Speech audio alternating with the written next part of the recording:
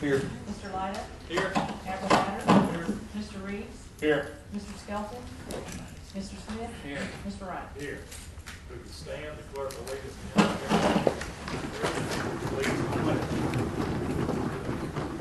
Let us pray. Lord, thank you for this day. As we begin a new week, we are so grateful for the chance to start fresh and to meet the challenges and joys of the new week with open hearts and minds, knowing that you are with us on our journey. We pray for all those in need of healing. We offer to you the prayers in the hearts of everyone present here tonight. You know our needs, and we trust in you. We are so grateful for our military and their families and the sacrifices they make for us so that we can enjoy our freedom. We place them all in your loving care and protection. We pray for continued blessings upon this city and its leaders. In your name we pray. Amen. I pledge allegiance to the flag of the United States of America and to the republic for which it stands, one nation, under God, indivisible, with liberty and justice for all.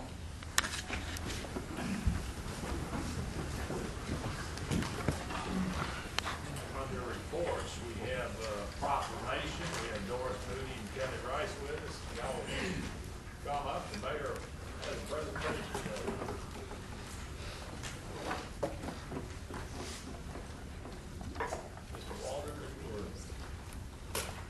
Proclamation, whereas ovarian and gynecologic cancers are among the leading cancer killers of women in the United States. More than 98,000 women will be diagnosed, and more than 30,000 women will die from these diseases this year. Whereas the good health and well-being of women in our city and state are enhanced by increased awareness about ovarian and gynecologic cancers and their symptoms and treatment. And whereas it is critical for women, physicians, and all healthcare providers to recognize the risk factors and symptoms of ovarian and gynecologic cancers, and to remember the importance of early detection and preventing and treating these diseases. And whereas continued progress in the battle against ovarian and gynecologic cancers requires increased awareness and education. And all educator, service providers, researchers, and advocacy groups are urged to work together to inform more women about ovarian and gynecologic cancers, and to educate women in the city of Hoover and the state of Alabama about screening services. And whereas it is also crucial that all women in the city of Hoover and the state of Alabama take an active role in learning the symptoms and risk factors associated with ovarian and gynecologic cancers, developing healthy habits, and undergoing regular medical examinations so that any occurrence of these diseases may be detected in their early and treatable states. Now therefore, I, Gary Ivey, Mayor of the city of Hoover, Alabama, do hereby proclaim September 2015 as Ovarian and Gynecologic Cancer Awareness Month throughout the city, and encourage all residents of the city of Hoover to work together to raise awareness of ovarian and gynecologic cancers and do commend this observance to our citizens. It's the 7th day of August, signed by Mayor Ivey and by President Brock.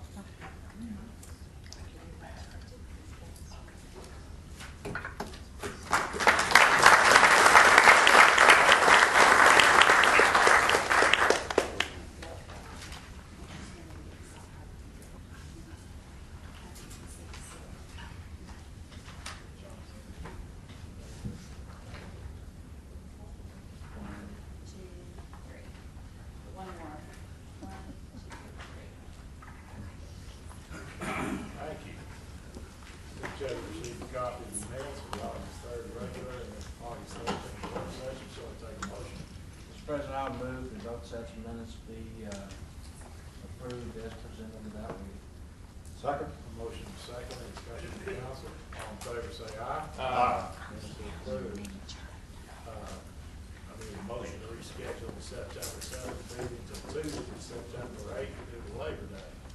Mr. President, I would move to reschedule the regularly scheduled council meeting for the first meeting in September to September 7th.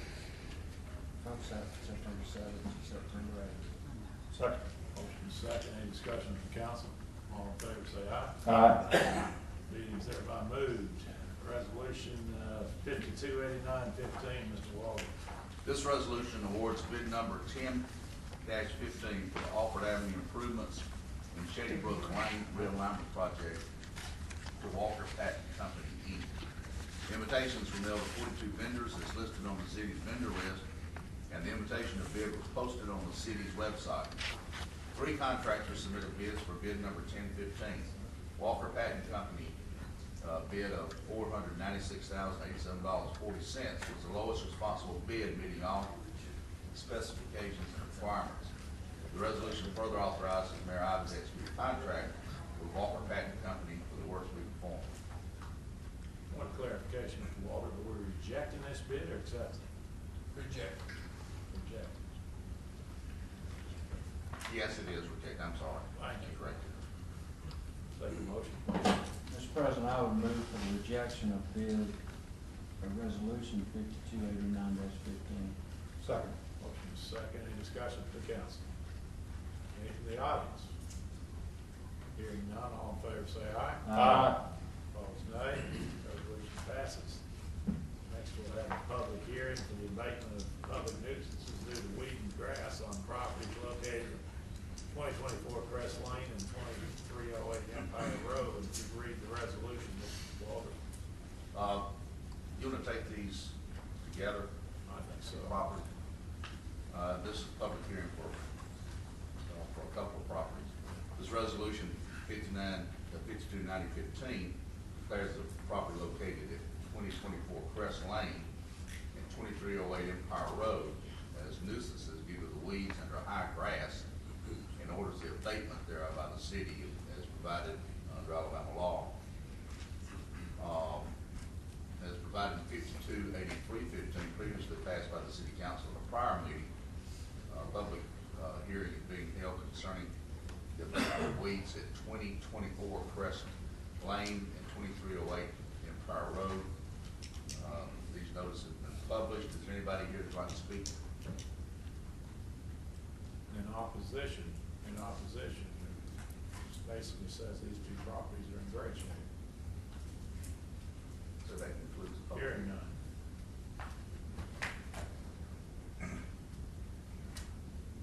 Hearing none, I take a resolution.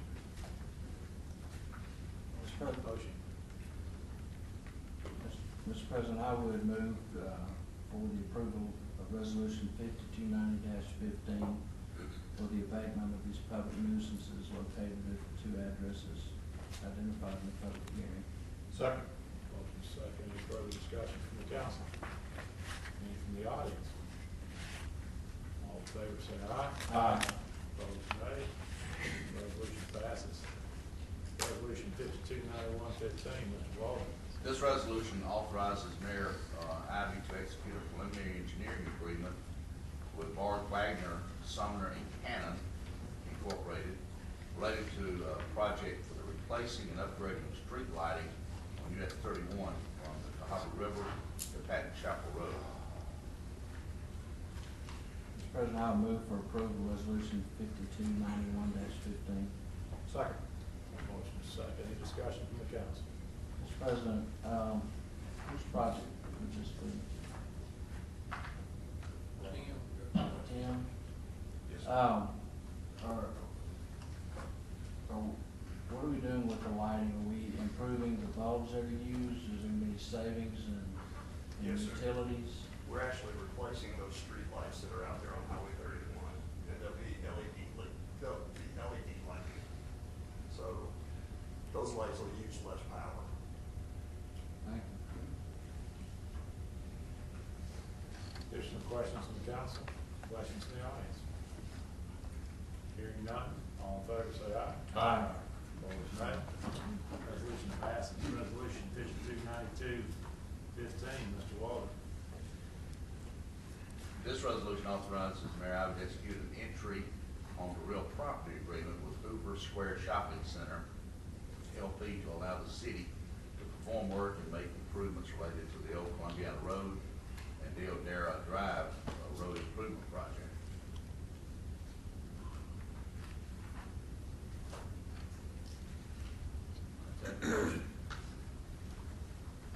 Mr. Chairman, I move for approval of resolution 5292-15. Second. Motion is second. Any discussion from the council? Any from the audience? All in favor say aye. Aye. Opposed, nay. Resolution passes. Have the first reading of ordinance 15/2279. Mr. Walter. This ordinance would annex certain property located at 2905 Glenstone Circle at the request of the property owner. The second reading and consideration for adoption of this ordinance will be on Monday, Tuesday now, September the 8th. Okay, thank you, Mr. Walter. Next, we'll have a public hearing to consider the request of Costco Wholesale Corporation. Wholesale liquor, Costco Liquor's conditional use approval for sale of off-premise liquor, license 011, a lounge retail liquor, class 2 package. The owner of the property is Costco Wholesale Corporation, and the property is owned by BC Planning Commercial, BZ case. Anyone like to speak in opposition? Up and state your name and address, please.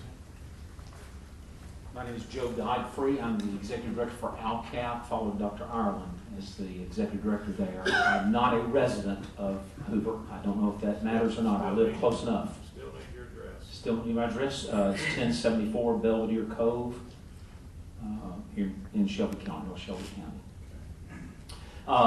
The reason I'm here is in opposition to this request. First of all, I want to point out that obviously this is for convenience and to increase sales. It's to make more money with a lower priced product. The problem is you're dealing with an addictive, mind-altering drug. We're not talking about bulk toilet paper or bulk food goods, things like that. We're talking about a mind-altering and addictive drug. I've seen several articles recently how in Great Britain they've loosened the restrictions on alcohol sales through the last several decades, and as a result, now they're trying to tighten those. In fact, I saw an article this month that said that one nation is trying to raise the minimum price on alcohol because of the abuse of it and the fact that it's so easily available. If we are going to go in the opposite direction, we're going to start seeing some of the same problems that are found in other countries. Also, the ultimate goal, I believe, of that you're going to see here is that Costco is moving more and more toward a distribution type approach as they've done in other states. I think the results are going to be you're going to see alcohol or liquor being requested to be sold in other box stores, Sam's, Walmart, grocery stores. Everybody's going to want to start selling it. And as a result, it's going to be more available. It is a higher potency alcoholic beverage. There are less restrictions in these stores than you will find in, say, an ABC store and in a smaller store where there's a limited access. This is going to be so readily available to young people, and my concern is for those families. I spoke recently, or was at a meeting a few months ago, at a meeting at one of your sister cities, Vestavia Hills. They're having a huge problem with alcohol and drug use in Vestavia Hills High School, and they had meetings with the parents. And yet they continue to look at ways to expand the sale of alcohol in that city, just as you're doing here in Hoover. And you're going to see these problems increase as you see the rise in sales. And so I want to encourage you to think about what kind of city do you want Hoover to be, and limit the sales, restrict it. Understand this is a mind-altering and addictive drug that needs to be restricted as much as possible. And I appreciate the opportunity to share with you on behalf of the churches of the area. Thank you, sir. Thank you. Mr. Howard? Thank you, Mr. Chairman. I want to thank you, Mr. Chairman, all of the members of our city government, especially our mayor, who's been so good in our community and helping us. The Monte Ora subdivision, I think we're one of the older subdivisions in the city of Hoover. I've been preaching 67 years, and I could not tell you the number of problems and challenges I've had in the ministry concerning the alcohol beverage problem. And I'm not going to all of that. You can take my word for it. If you want to visit for 2 or 3 hours with me, I'll explain some of it to you. But we're talking about an addictive drug. We're talking about a drug that is now a major problem, especially among our young people. we're talking about something that we've dealt with many, many times. I'm happy to say that I was one of the inner circle members of a committee that met with the older President Bush in Washington, and beginning at that time, and then working with all the 50 states of America, we finally got in all 50 states the legal drinking age at age 21. Believe it or not, California was the only state that never lowered their age under 21. At that time, Alabama's was 19. And we finally got that done in all 50 states, which I'm very proud to have been a part of getting that done, especially our former president and great leader we had there. But I just want you to know, and I've heard this all my life, you opened Pandora's box. I don't know who Pandora was. I never met her. But I do, like Joe said, I do think that when you do this, you're going to be meeting with other people doing the same. And one by one, little by little, and first thing you know, you're going to saturate all of the buildings, sell any kind of item, be wanting to sell alcoholic beverage. If they was like me, they'd be out of business. And, I'm over 85 years old, and I never tasted alcoholic beverage, and I had the good blessings to have a mother and daddy who taught me better. And I hope that we don't let this come to pass in the city of Hoover. We have a wonderful city. We have wonderful clientele here. We have wonderful leadership here. And I want us to keep it that way and keep our city conducive to good health and good hospitality toward our young people especially. Thank you, Mr.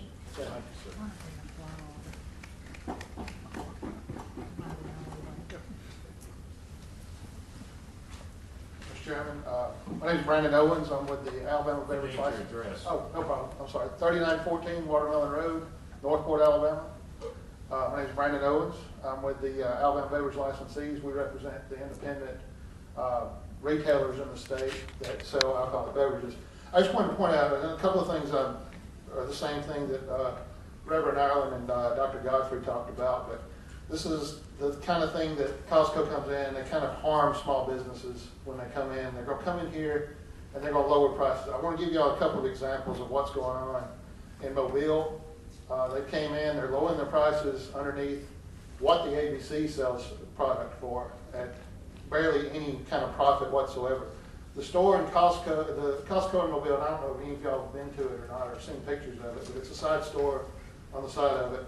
It's open doored. Anybody can walk in there. They don't check IDs or anything else, whereas like your typical package store, it has a door to it. You have to open it up. You have to walk in. People notice when you come in there. It's just anybody and everybody can come in and walk in and out. I did see parents with kids in there, that sort of thing. People have been shopping in other places. Things you don't see at your typical package stores.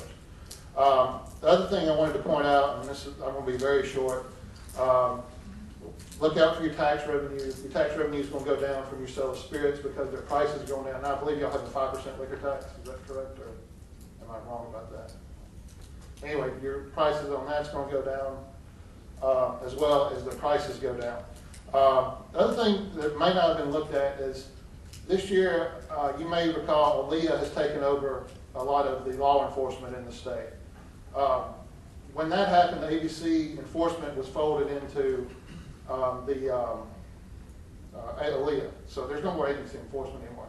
A lot of that has caused cities to be responsible for enforcing alcohol laws. So your city, if this proliferates like they were talking about earlier, with more and more stores having it, your police force is going to be more taxed to do more alcohol enforcement than they're used to. And that's something that's new, and you need to be thinking about this anytime you have a new alcohol license come in. And that's all I have to say. But thank you. If you have any questions, please let me know.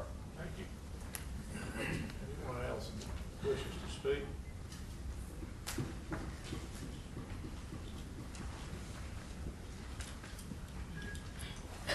Good evening. I'm John Millage. I'm local counsel for Costco. I appreciate the comments from the gentleman concerning their concerns of alcohol, and I just want to reassure Need your address. Excuse me, sir. John Millage, 821 Bernard Terrace, Birmingham, 35206. Just want to reassure the gentleman and the folks in the audience that, just to get us here today has been months and months of license review through the licensing ABC board, public hearings, background checks. It is a very highly, as you know, very highly regulated process to obtain a liquor license. This store will be equipped with a separate entrance. So I know that was a concern that folks would maybe mingle through the store as a shop, but it will have a separate entrance. Also, I'd like to just to note and reinforce that, as Costco, just because of our sheer size, the level of training that we provide our employees far exceeds what you'll see in a package store or a mom and pop. I mean, our employees are highly trained, the extensive background checks on employees. So we have taken that into consideration. We have complied with in all the licensing requirements through the state of Alabama. We certainly have been here before with Hoover Public Safety Committee meeting. We welcome your questions, but I can assure you this is Costco is a well-managed, well-run establishment. Some of the comments that made here today were very speculative about decreases in tax revenue and so forth.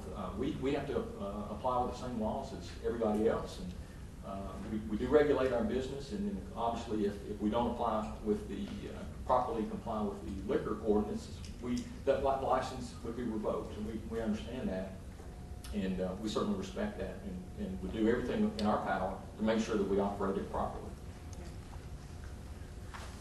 Thank you, sir. Any additional people would like to speak? Yes. Yes,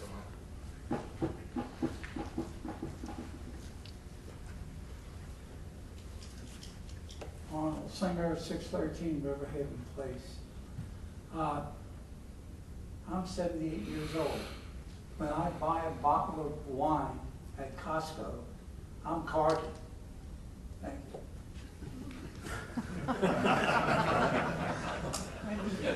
It's all that working out you've been doing. You're so young, Arnold. You feel good about that? Thank you. Any additional comments from the audience? Any from the council? Mr. President, Mr. Walter, if the council was to turn this down, what is the applicant's opportunity for We have appeal? recourse to go to the circuit court. You'd have to Can they show not what appeal? reason that we had to turn it down after we've gone through the administrative portion of the license. Could they not appeal directly back to what was previously the ABC board, and then they I supersede believe the that action? their appeal.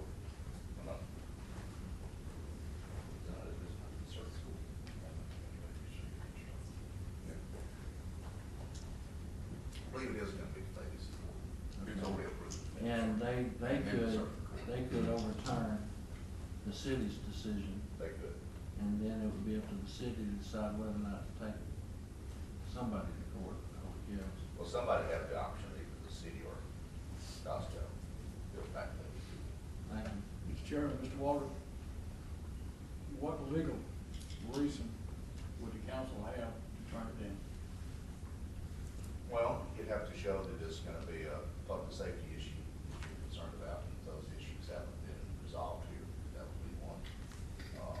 Outside of health and safety, if you're concerned about the vendor and their background, if you don't think they're a responsible company, they're not, if had problems in the past, you can take that into account.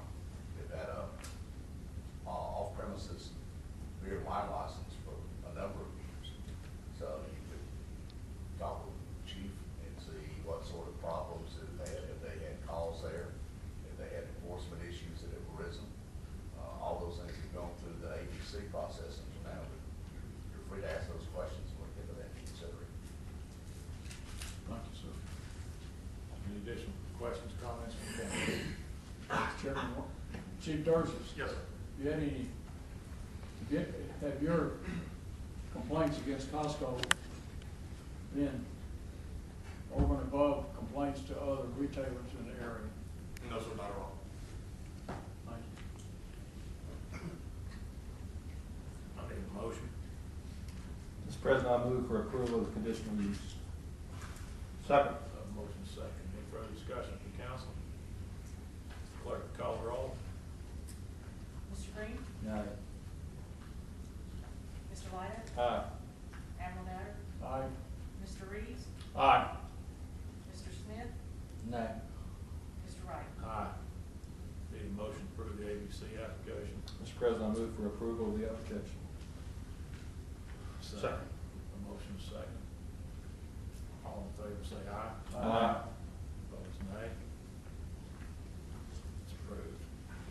Public hearing on Mr. Kevin Price representing Max Clean Car Wash for conditional use approval for a car wash to construct in 2875 John Hopkins Parkway. This property is owned by First U.S. Bank, C2 Community Business. Those who'd like to speak in opposition?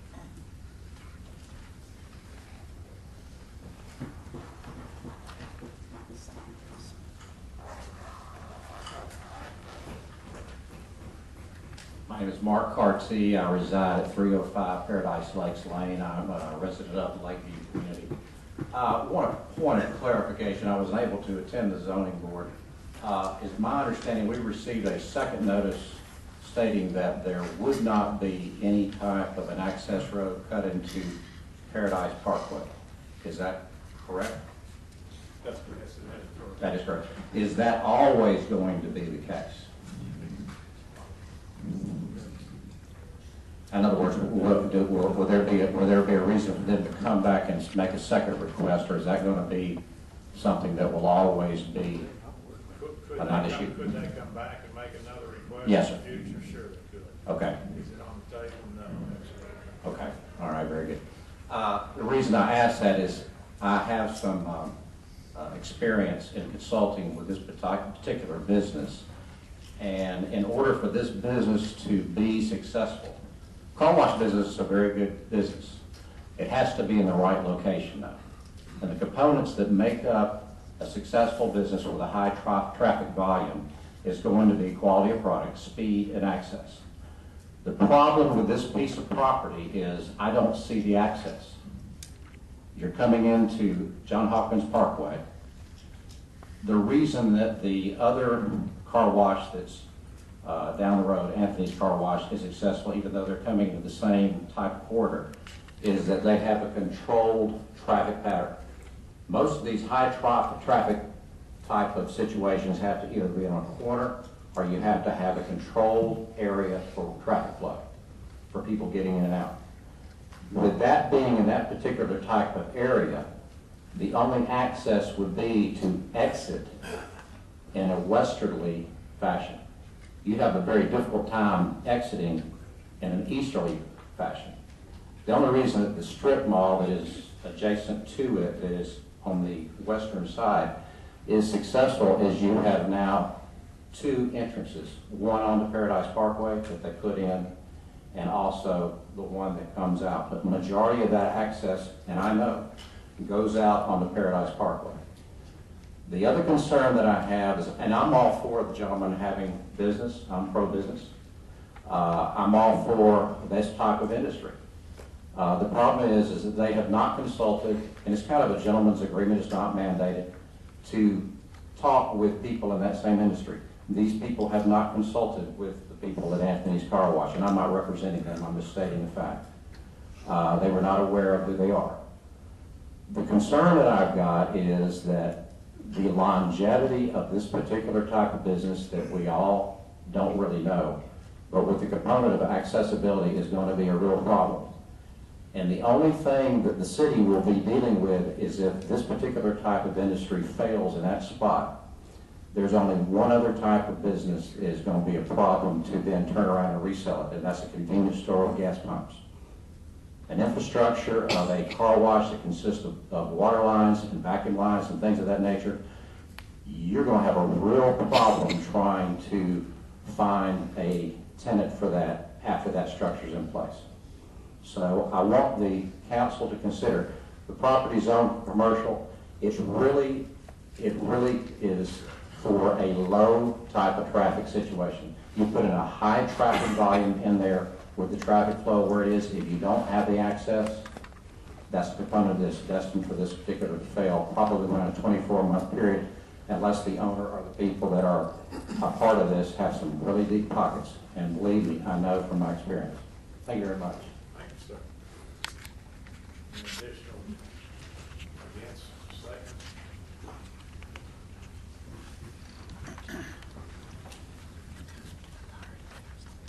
Good evening, my name is Kevin Kentz with Max Clean Car Wash. My address is 4577 Gibson Drive in Bessemer. You're against this? No, sir, I'm for this. Sit down.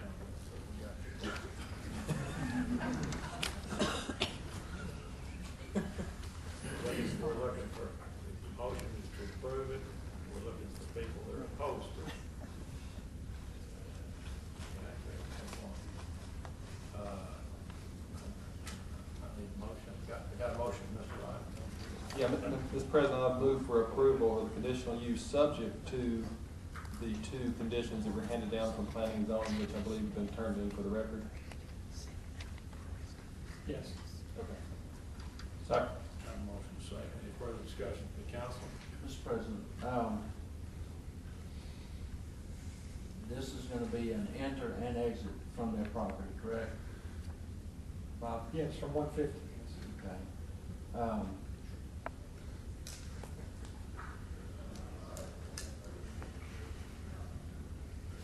Is this gonna be staffed or self-service? There'll be some employees there because it's the kind of car wash that's run by the staff. Okay, so they're gonna have, this is not gonna be a self-service where you get out and clean your own car. Correct.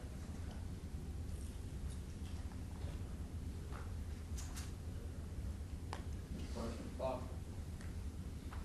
What are your comments concerning the gentleman's statements concerning if it goes out of business, we're gonna have a tough time finding another business to go in this place because of the lines and the utilities? It's a unique structure, so either another car wash will go in there, they have to be torn down and replaced with something else. It can't automatically be converted. It can't automatically convert to gas station or convenience store because that's a conditional use as well. So we have to come back to council at that time of use. So any other use that would go in there of an outdoor business activity nature would have a conditional use attached to it. Bob, what other types of businesses could go in there with the change in zoning? Well, it's zone C2 now, and it will continue to be zone C2, it's zone C2 for years. So the conditional use just allows a car wash as an option. It still carries the permitted uses in each C2.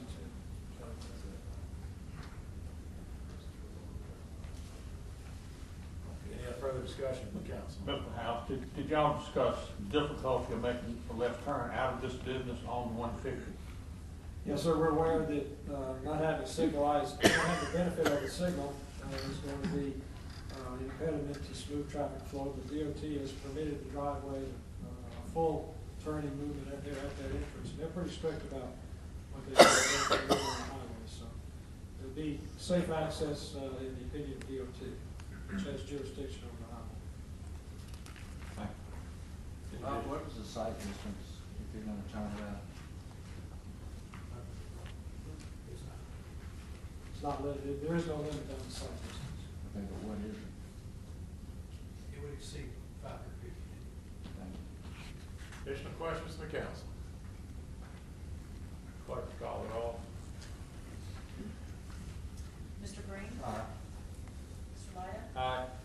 Admiral Matter? Aye. Mr. Reeves? Aye. Mr. Smith? Aye. Mr. Wright? Aye. Motion passes. Next, we have a public hearing to consider the request of Mr. Todd Page, Timber representing Benton Nissan to rezone property at 3316 Old Columbiana Road from CP Preferred Commercial District to C2 Community Business for the purpose of an overflow parking lot for the car dealership. And we'll have the second reading of that ordinance, Mr. Walden.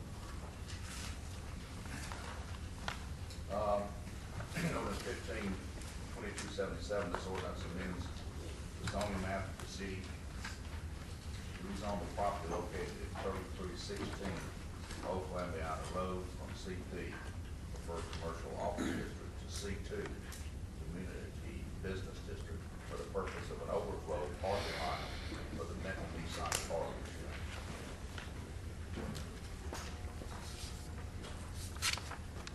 Take a motion to adopt. Mr. President, I move for adoption of ordinance 15-2277. Second.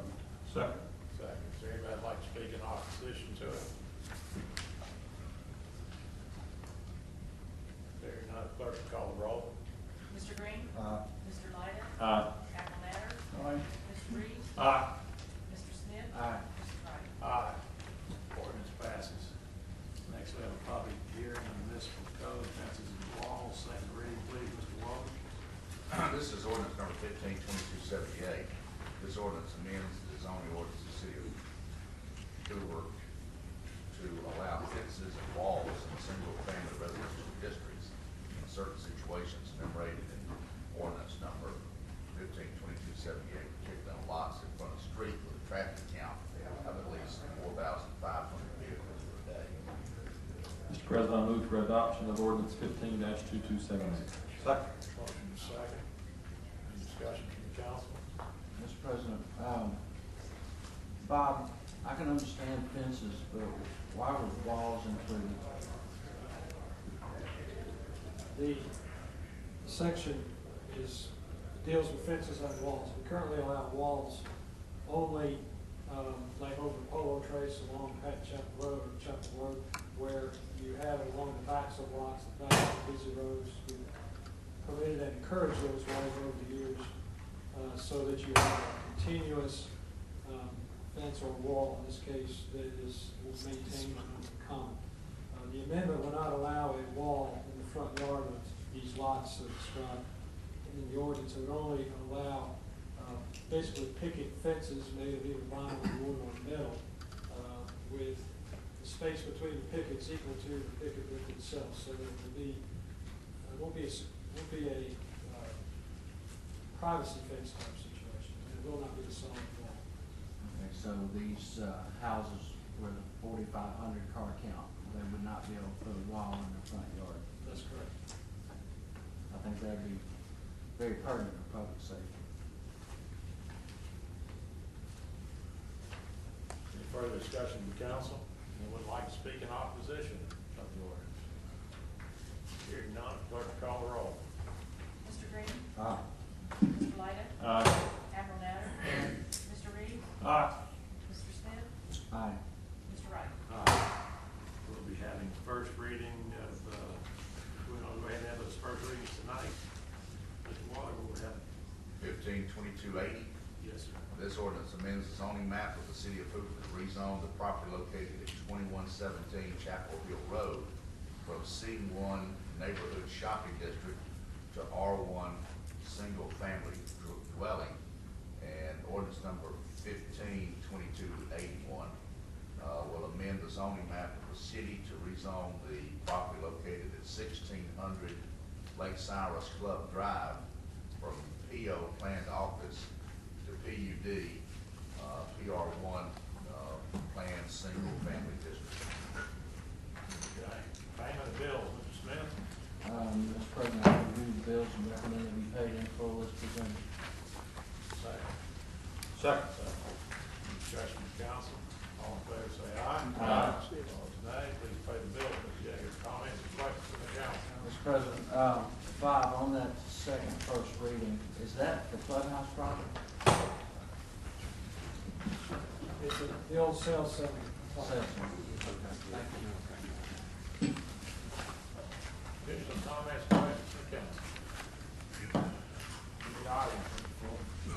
Be ready.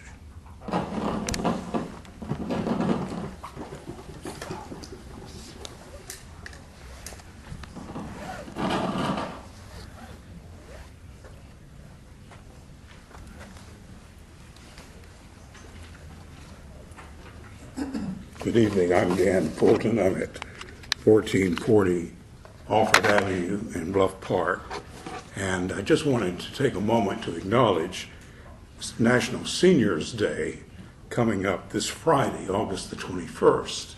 Of course, the City of Hoover provides the Senior Center, and they also participate in a program called OLLI for lifelong learning. And some of the venues for their courses and programs are at the Hoover Senior Center, and in fact they have one on sports at the Met coming up this year. They're having an open house, and this year it's at the Vestavia Hills Senior Lodge this Friday from 4 to 6. And so seniors may want to participate. Of course, many of the activities will be in the city of Hoover, and they use other facilities in the area. Also, I wanted to bring to the attention to everyone that the State Superintendent of Education, Dr. Tommy Bice, has declared August as Civics and Government Month. And of course, as a retired government teacher, I taught government in high school for 18 years, and civics for some years in the middle grades. And this is an opportunity for there we go. This is an opportunity. Electronics, you know, just can't. Okay. Anyway, I'm sorry. An opportunity for government officials to reach out to the schools and to make sure they understand the governance process, responsible and irresponsible governments. It states here the Alabama State Department of Education is designating the month of August as Civics and Government Awareness Month in all public schools, and it calls on leaders to participate in various activities. One thing that I like to do is have my students interview government officials, and some of that's been put on YouTube now. And so it's an opportunity maybe for some of you to reach out to the schools and do an interview. I know Mr. Mr. Lyon, you have visited the schools and posted some of your visits on YouTube. So it's an opportunity for that. And also we hope that maybe some of them, maybe with the help of Representative Faulkner and Representative Jack Williams, that some of the students and classes can go down to Montgomery and witness what is actually a historic occasion for the state of Alabama with the second special session. And they can see government working and maybe not working and functioning as well as we might like. Halloween's coming soon enough. I know they've already put out the Halloween candy, Mr. Wright. But I sure appreciate it. I'm sorry for the interference. Thank you. Any additional comments, questions? I'll let you know.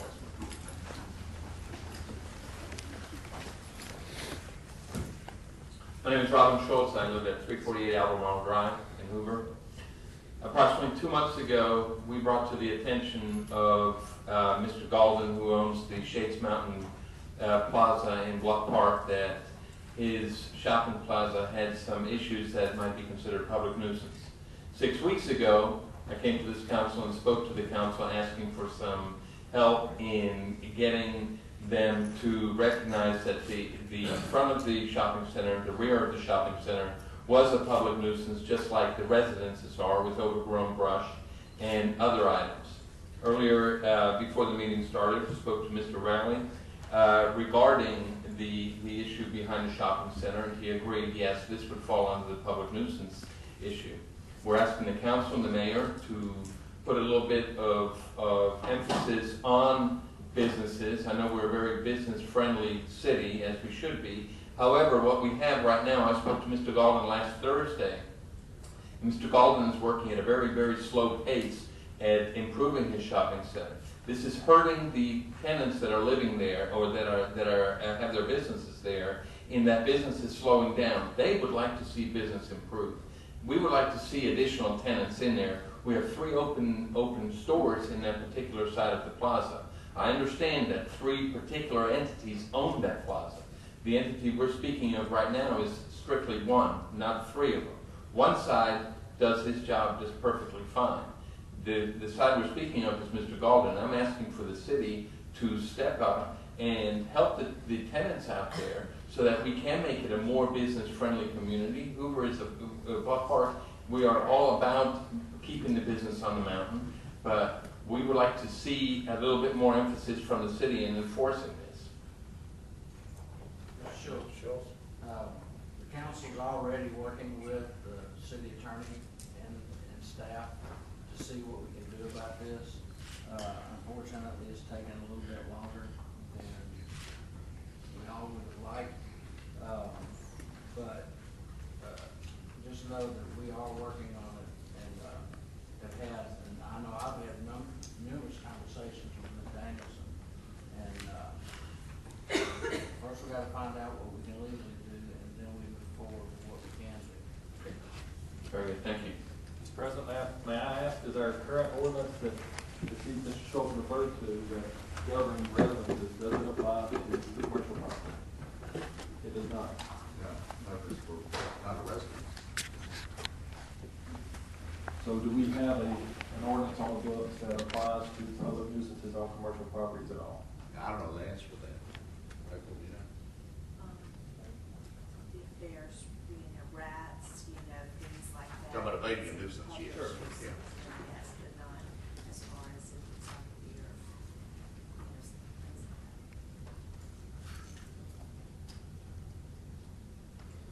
that. Additional questions from the council?